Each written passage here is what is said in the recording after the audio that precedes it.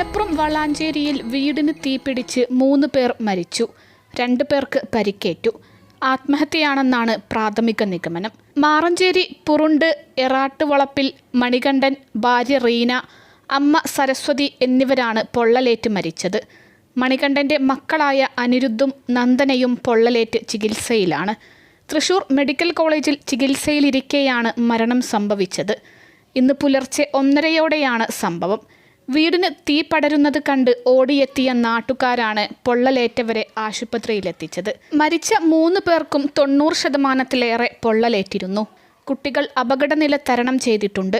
മണികണ്ഠൻ മുറിയിൽ പെട്രോൾ ഒഴിച്ച് തീ കൊടുക്കുകയായിരുന്നുവെന്നാണ് പ്രാഥമിക നിഗമനം.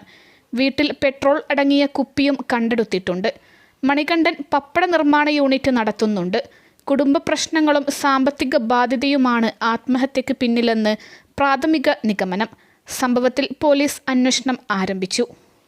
അൽസലാമ ഐ ഹോസ്പിറ്റൽ 21 ലക്ഷത്തോളം സന്തുഷ്ടരായ ഉപഭോക്താക്കളും 2 ലക്ഷത്തോളം തിമിര ശസ്ത്രക്രിയകളും പൂർത്തിയാക്കിയ മലബാറിലെ ഏക കണ്ണാശുപത്രി. ലോകോത്തര നിലവാരമുള്ള ചികിത്സാ സംവിധാനങ്ങൾ, എല്ലാ നേത്രരോഗ ചികിത്സാ സൗകര്യങ്ങളും വിദഗ്ധരായ ഡോക്ടർമാരുടെ മേൽനോട്ടത്തിൽ. Al Salama eye hospital, hospital road, Perinthalmanna.